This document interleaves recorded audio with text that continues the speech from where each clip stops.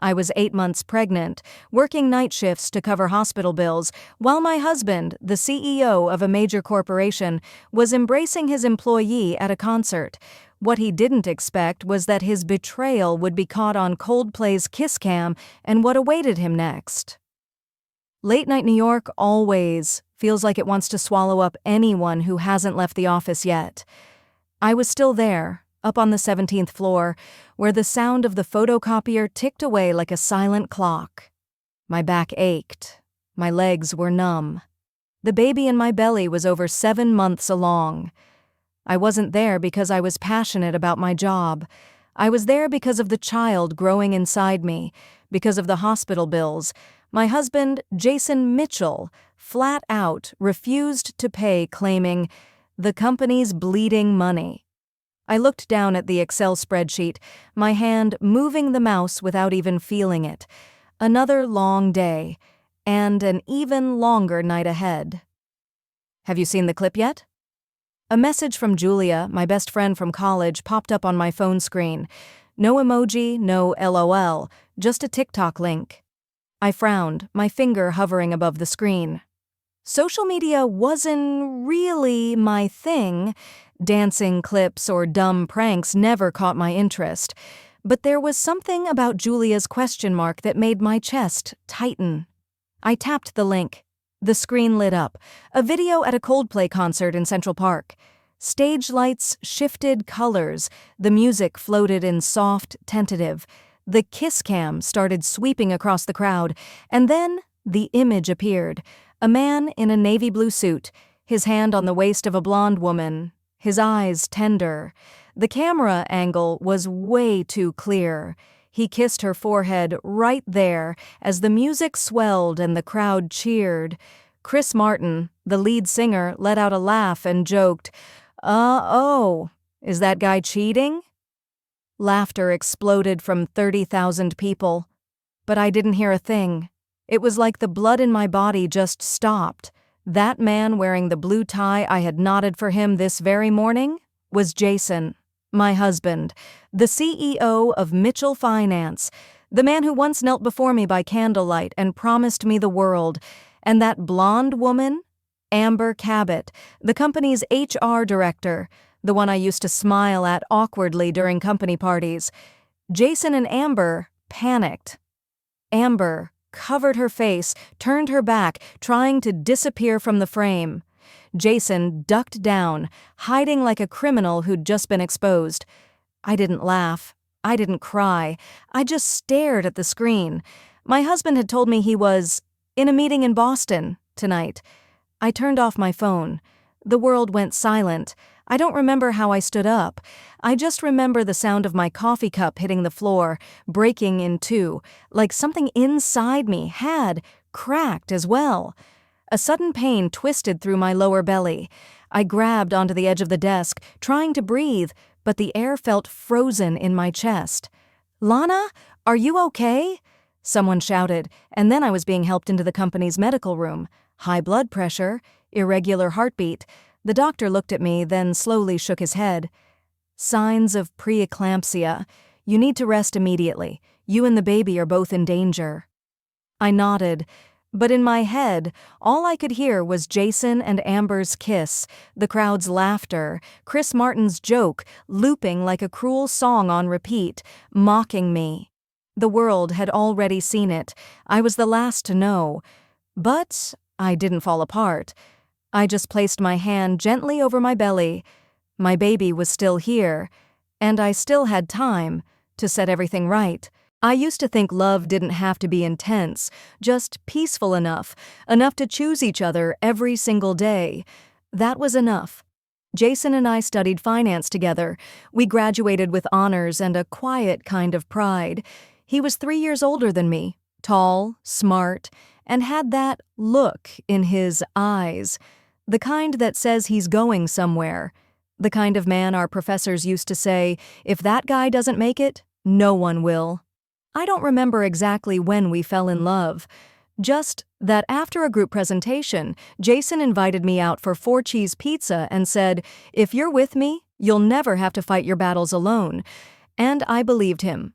I turned down an offer from a Boston investment firm, a six-figure salary, a clear career path, just to stay in New York with him, to start from scratch at a young, struggling finance company. I stood behind him. I balanced the books, wrote business plans, hunted down investors by his side. 3 years later, he became CEO, and I became his wife. We got married at sunset in Montauk, on a cliff overlooking the ocean. People said I looked like I'd stepped out of a Vogue spread. I just smiled. I didn't care about stepping out of a magazine. I just wanted to step into the future he had promised me. But that future didn't look the way I imagined.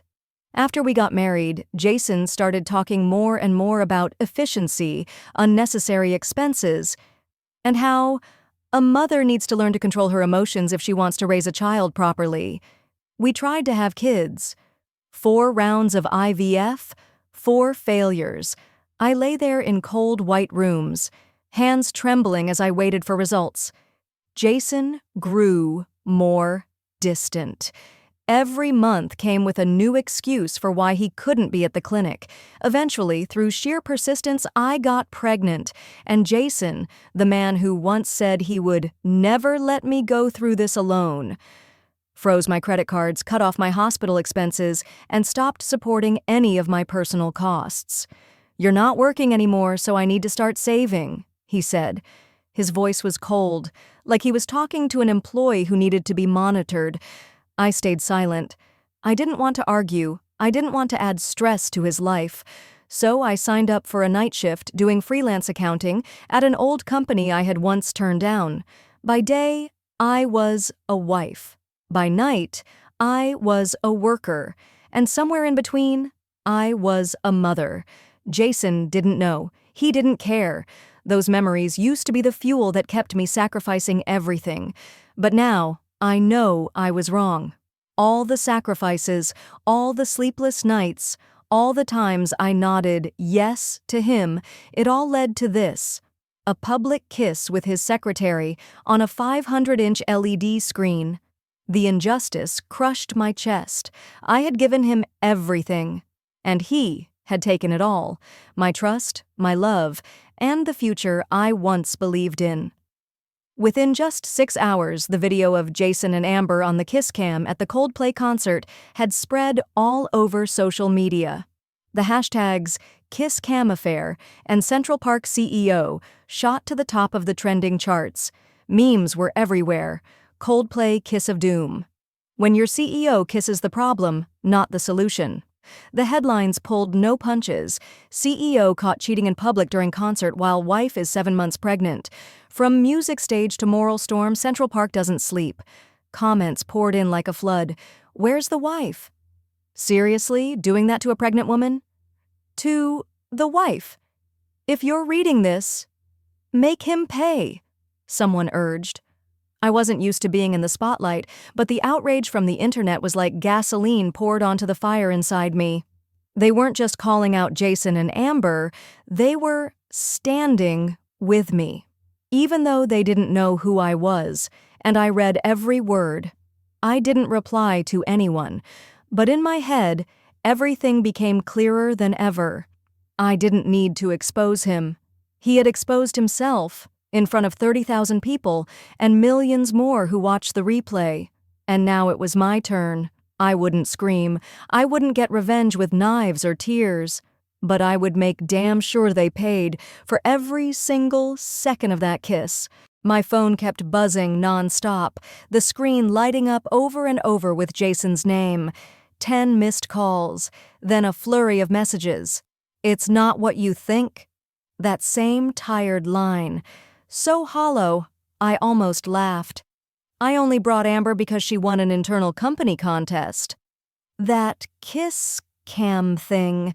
The concert director picks random people no one knew in advance. He kept explaining. Messy, all over the place, but not once did he say sorry. I sat in our small apartment, sunlight streaming through the white curtains, brushing over my pregnant belly, moving under worn cotton fabric. I didn't feel angry anymore. I felt strangely clear. I opened my laptop, launched the Tor browser, created an anonymous email, and attached the video of Jason kissing Amber on the kiss cam. I included the original TikTok link, a few standout comments, and one single subject line. Leadership example from our CEO, Liv from Coldplay. Send. To Jason's entire internal company email list, from management to HR, from legal to PR. Less than 5 minutes later, the system pinged back. Message delivered to 147 recipients. No shouting, no insults, just one click. And I had placed Jason right in the center of the storm he created himself. Jason turned our love into a public joke. Now it was my turn to make him face the consequences. Morning broke. Faint sunlight poured through the window. I hadn't slept, but my mind had never been sharper. The pain in my belly last night had reminded me time wasn't on my side. I had to act fast, precise, like I used to when analyzing financial reports to catch corporate fraud. Jason thought I was just a pregnant wife, weak and vulnerable, but he forgot. I was once a senior accountant, the kind who helped companies trace millions in embezzled funds, and now I would use that same skill to trace the truth about him. I called an old contact, Marcus, a private investigator who specialized in cheating spouses and financial fraud. My voice was steady, but inside, a fire was burning. I need everything on Jason Mitchell and Amber Cabot. Hotel bills, bank transactions, photos, texts, anything that proves dishonest behavior.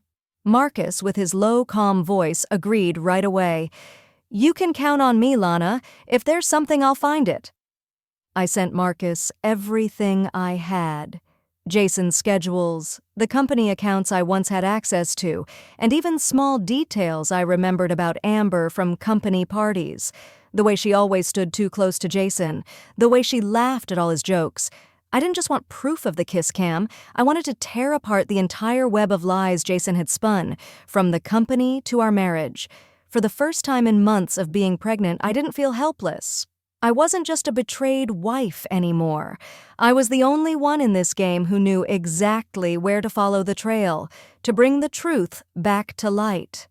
Sitting in the office, I opened my laptop and logged into the shared account, the one where Jason still kept my name in the bottom corner of the dashboard, like some thin gesture of generosity. He hadn't changed the password, still as indifferent as ever, the way he always assumed I'd stay naive forever. I opened the expense reports, and there, on the 4th line of last month's spending sheet, a name showed up like a sharp blade. Ebony and Company. Events, $80,000. Reference, Private Tuscany Package, booking via Amber Cabot. I paused exactly 3 seconds. Tuscany, Premium Event Package, and Amber Cabot. I expanded the transaction. Attached was a PDF contract signed by Amber L. Cabot, Operations Manager on behalf of Jason Mitchell. Right below that was the full description of a private engagement ceremony package in Florence, Italy. My heart raced, not from pain, but from the cold confirmation of the truth. Jason hadn't just betrayed me with a public kiss. He had used company money I helped him earn, to fund his relationship with her. Two didn't scream or slam the table. I just calmly backed everything up to a private hard drive, then downloaded the contract, pricing list, bank transfer confirmations, and even brochure images from the event company's website. File by file, I renamed each one, like breadcrumbs tracing a criminal's path. Engagement package, Florence. Transfer confirmation, Amber. Brochure, Ebony Tuscany, and so on. Every time I clicked save, it was like driving a blade, not into my heart, but into Jason's greatest weakness: money, reputation, power. I closed the laptop, took a deep breath. The baby in my belly shifted gently, like it could feel the fire inside me. This wasn't just a fight for my dignity anymore. This was a fight for my child's future, to make sure they wouldn't grow up under the shadow of lies. Jason had made his choice. Now I would make sure he paid with the very things he valued most. When I turned on the TV that afternoon, I wasn't surprised. I just needed to know that the news had reached the place it was supposed to. CNN, NBC, several local New York stations were all running the headline, "Kiss Cam Controversy. CEO Jason Mitchell and his HR director caught an intimate moment during Coldplay concert. Wife 7 months pregnant, absent at the scene." Jason's name was now permanently tied to the nickname, the Central Park Betrayer. Major news outlets from Fox News to NBC had jumped in, turning my story into a full-blown national drama. Social media was still on fire. One Twitter user wrote, "7 months pregnant and your husband kisses another woman in front of the whole world?" Another meme went viral. A screenshot of Jason ducking away from the camera with the caption, "When the whole world knows you're a cheater, except your wife." I stared at the screen, feeling the weight of public pressure crushing down on Jason. That man, once praised on business magazine covers, once walking into boardrooms with a confident smile, now looked like a tower on the verge of collapse. But the public wasn't just focused on that kiss cam moment. They noticed me too. I saw a photo of myself, taken from behind as I left the company building, one hand holding my belly being used in news reports. I didn't feel ashamed. I felt something close to justice. The whole world was witnessing it with me, and this time, no one could look away. I once believed Jason would protect me, but now I was the one protecting myself and the child I was carrying. I turned off the TV, picked up my phone, and checked my messages. One email from Marcus. Short and simple. "Got what you need. Sending tonight." I gave a faint smile. This fight was just beginning. At 3:12 p.m., I received an internal company email. An old friend of mine, now chief accountant at Jason's company, had forwarded it to me with just 3 words. "He's out." The board had just wrapped up an emergency meeting. Jason Mitchell, founding CEO, once hailed as a visionary leader in the digital finance era, had been officially suspended without pay, pending investigation for ethical misconduct and abuse of power in the workplace. No one used the word affair. No one mentioned the concert. But everyone understood. In less than 48 hours, the company's stock dropped 12%. 3 major clients canceled their contracts. An internal complaint was filed by a group of female employees with a chilling title, "Request for Third-Party Audit of Internal Power Abuse Culture." Amber, the HR director with the smug smile at company parties, also voluntarily resigned. But everyone knew it was because the public pressure had become unbearable. One Twitter account posted a meme of her with the caption, "Workplace Wellness with Benefits." Jason's company, the empire I had once poured sweat and tears into helping him build, was now labeled the company that hires cheaters. Articles, tweets, and social media comments landed like blow after blow on Mitchell Finance's reputation. One user on X wrote, "Who would still do business with a company whose CEO kissed his secretary in front of the whole world?" I didn't feel happy. Jason once said he built that company for our future, but now I knew that was just a convenient lie to mask his selfishness. His career collapsed as fast as he betrayed me. Instant, and without mercy. But I didn't feel triumphant either. There was only a quiet heaviness, like watching a painting I once loved being torn apart, and knowing I had no choice but to step over the wreckage to move forward. That afternoon, I sat in a law office, my hand resting gently on my belly, where my baby stayed calm, as if it understood that its mother was preparing for a different kind of journey. The lawyer, a Lebanese woman, sharp-faced with eyes that moved like blades, flipped through the documents I'd brought. She nodded silently as she reviewed them: transfer contracts, bank statements, photos from the concert, transactions tied to Amber's company, leaked internal emails, a full stack of documents, not a single smudge. Pregnant woman, cheating husband, joint assets used to hide an affair. You have everything you need, she said. She then suggested a bold move. Hire a media team to take control of my narrative. You're not just a victim, Lana, she told me. You're a strong woman, and the world needs to hear your story told your way. I nodded. I had stayed silent for too long, letting Jason control everything, from my finances to my emotions. Now it was time to take my voice back. I hired an independent PR team, not to polish my image but to protect the truth. I didn't want my name dragged through clickbait headlines or twisted by hateful comments. I wanted to tell my story in my own words, through the eyes of a woman who was pregnant, who hurt, and who stood back up. I used to stay silent, thinking private matters should be kept inside the home, out of pride, out of fear of pity, out of wanting my child to grow up without people whispering behind their back. But then I realized, when someone betrays you publicly, silence only distorts the truth. At 3 a.m., I sat down and wrote, no script, no polish, just the raw words of a wife and an expectant mother.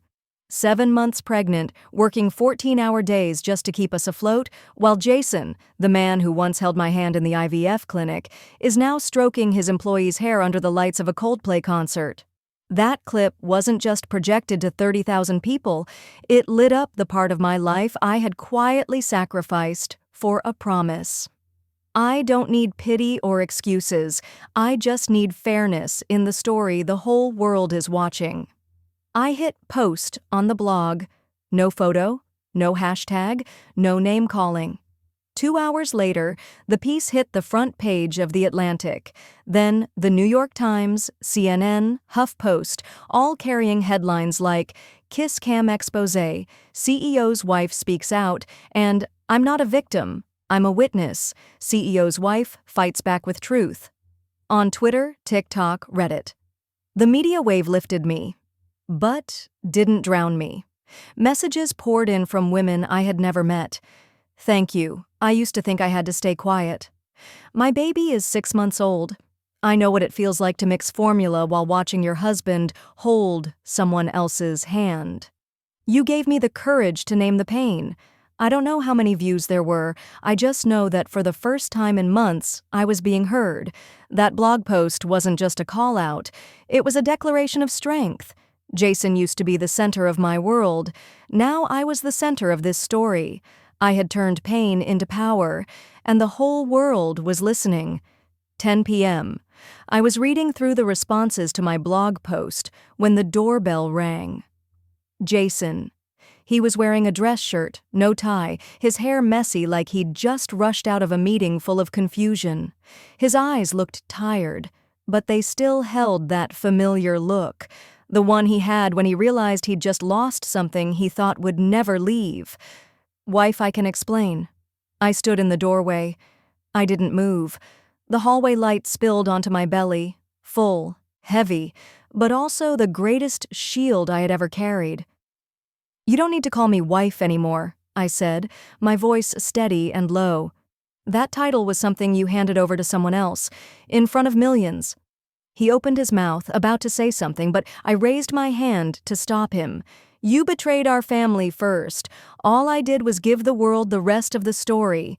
Jason stepped back as if my words had physically hit him. I looked him straight in the eye, no blinking, no trembling. I once loved this man. I once dreamed of building a family with him, but now all I saw was a stranger, a man who had stolen the years I had devoted to building his dream. I was no longer the obedient wife, the one who stood behind him, silently sacrificing. Leave, Jason, I said, voice quiet but firm. This fight isn't over, but tonight I don't want to see you. I closed the door. The sound of it shutting echoed like a declaration. 3 days later, CNBC was broadcasting breaking news. Mitchell Finance faces crisis as stock price drops 22% in a single day. The camera showed the company's office, employees coming and going with tense expressions. A news anchor commented, The kiss cam scandal involving CEO Jason Mitchell has triggered a domino effect. Major clients from investment funds to corporate giants have terminated contracts, citing it as a serious breach of ethical standards. That same day, a press release was sent out by Amber Cabot's legal representative. I read it 3 times, then let out a laugh. Hollow, no longer painful, just absurd. My client, Ms. Cabot, has become a victim of a workplace culture filled with abuse. She was coerced into maintaining an affair under promises of career advancement and professional protection. Amber, the same woman who once beamed beside Jason in the VIP section, was now turning her back on him to save her own reputation. His ally had become his enemy. And I didn't have to lift a finger to make it happen. I had only pulled one brick, and the rest collapsed on its own.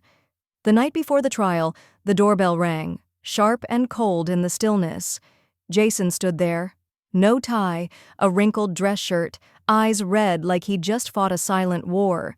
"Lana," his voice was hoarse, "I'll give you 50% of the company shares. We can start over for the baby. You don't want our child to grow up without a father, do you?" I looked at him, the hallway light casting a glow across the face that had once been my whole world. I remembered those nights splitting a small pizza, the promise he made, "You'll never lose if you're with me." But then the image of the kiss on the kiss cam flashed in my mind, sharp like a blade. I placed my hand on my belly, feeling my baby's heartbeat, stronger than any of his lies. "For the baby," he repeated, his voice pleading. "My child doesn't need a father who builds his future on lies," I said, my tone low but cold as ice. "And I don't need a husband who sold out his vows in front of the whole world." I closed the door. The sound of it shutting sliced through the air, like the final cut, severing the last thread that bound me to him. In the darkness of the apartment, for the first time, I felt real freedom, not because I had won, but because I had chosen myself and my child over broken promises. The next morning, New York was gray and cold, the wind brushing lightly across my face. I didn't wear a coat.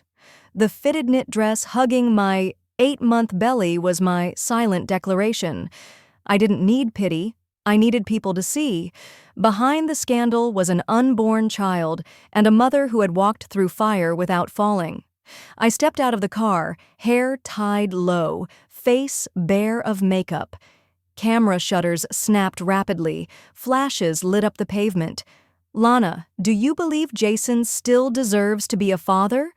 Are you here for justice or revenge?" I didn't answer. I just looked straight into one of the cameras pointed at me and gave a quiet nod. No words were needed. What they needed was an image. Jason arrived 10 minutes after me, midnight blue suit, Italian silk tie, eyes tight with tension. He walked quickly, not looking to either side, followed by 2 lawyers and a PR consultant. No Amber, no confident smile anymore. Just a man trying to hold together the last fragments of his polished image. Inside the courtroom, he was the first to speak.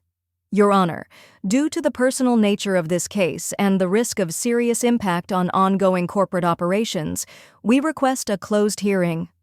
The judge, a silver-haired woman with eyes cold and sharp as sharpened steel, cut him off immediately.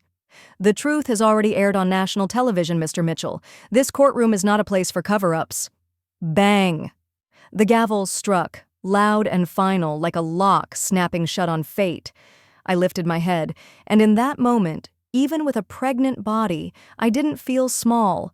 I was standing at the center of a justice stage, and this time I would not bow my head. My lawyer stood up, a woman with curly hair, an unmistakable northeastern accent, crisp and razor-sharp. "Your Honor, my client is 8 months pregnant.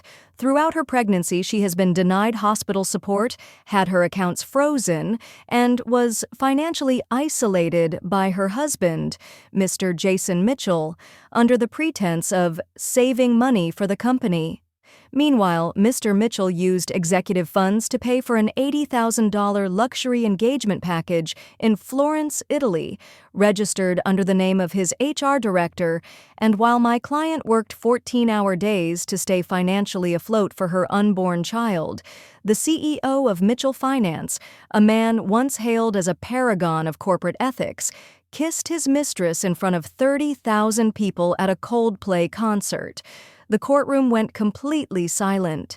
Jason shifted, about to speak, but my lawyer didn't give him the chance. You say you love your wife. You claim there was no intent to betray her. Then tell us this, Jason Mitchell.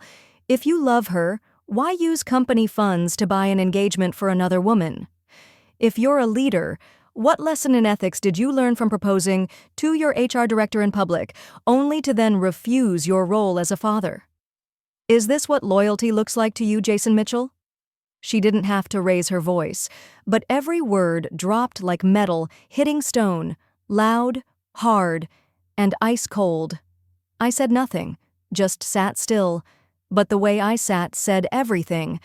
I used to be the woman behind that man. Now I was the plaintiff, and the only one in that room who wasn't lying. I looked over at Jason. His head was down. His fingers gripped the edge of the table. His eyes refused to meet mine, as if, for the first time, he realized he had already lost. Today's hearing was only the beginning, but justice had already spoken his name. The public stood with me. The media stood with me. And above all, the truth stood with me. I've always believed in fairness, even for people I can't stand. Amber didn't betray me. She betrayed her own professional ethics, and it was time she took responsibility for that. After that day in court, I sent an anonymous email, no name needed, to the internal audit department of Jason's company. Attached was a file I had kept for a long time. In it, it clearly stated Amber had signed off on receiving a special support payment of $25,000 from the Employee Welfare Fund, the fund intended for staff dealing with terminal illness or the loss of a loved one. She had no illness, no loss, just secrets, and now they were no longer secret.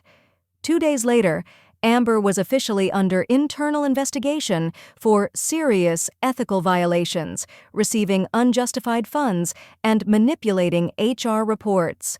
Online, the articles that once defended her disappeared. In their place were photos of her leaving court with her head down, no longer the reluctant mistress, but the woman who got paid to stay silent. Justice doesn't always come in the form of a sentence. Sometimes justice is when each person, step by step, is forced to pay in exactly the currency they once thought was invisible. I sat in the cozy recording booth of the She Wins podcast, soft light glowing from the mic in front of me like an invitation. The host, Sarah, looked at me with eyes full of empathy, but also admiration. "Lana," she said, "your story has reached millions. Are you ready to share it with the world?" I nodded, took a deep breath, feeling the weight of my 8-month belly and the strength of everything I'd endured. When the mic went live, I began, "When you're 8 months pregnant, working 14-hour days to support your family, and then you see your husband holding another woman on a 500-inch screen in front of 30,000 people. You don't cry. You rise. You take your life back." My voice was low, but every word was sharp, like a blade honed over countless nights of pain. Sarah smiled, and online, the live audience of millions exploded with comments. "Lana, Mitchell is a queen. She turned her pain into power. I told everything. No edits, no sugarcoating, no secrets." From the days I loved Jason, the IVF failures, to that moment of betrayal on the kiss cam that ripped my world apart. I spoke about how I got back up, sent the anonymous emails, hired a private investigator, and turned his public betrayal into a story of justice. I wasn't looking for pity. I wanted to inspire. And the world listened. Within hours, the podcast went viral globally. Major media outlets quoted my words. It became a rallying cry for women who had been betrayed or dismissed. Lana Mitchell just silenced every excuse Jason Mitchell ever gave, one article wrote. His explanations, the texts, the desperate calls were now nothing but a whisper against the strength of my voice. I was no longer the betrayed wife. I had become a symbol, a woman who turned personal pain into a global message. You can fall, but you can always stand up again. I placed my hand on my belly, feeling my baby's heartbeat. "We did it, sweetheart," I whispered. I wasn't just speaking to the world. I was speaking to my child, so that one day they'll know their mother never gave up. Thousands of women wrote to me. Among them, one mother shared, "I was going to get an abortion after my husband left me, but you made me keep the baby and keep believing in myself." 1 month after the trial, I stepped out of the courthouse holding the divorce decree, black ink on white paper marking the end of an old life. I got to keep the apartment, kept the car. Most importantly, I got to keep my child. Jason was removed from his position as CEO by the Mitchell Finance Board of Directors, citing a severe loss of trust from shareholders and clients. He was no longer a symbol of success, but a textbook example of how ethics and power, when abused, come at a steep price. Amber vanished from social media.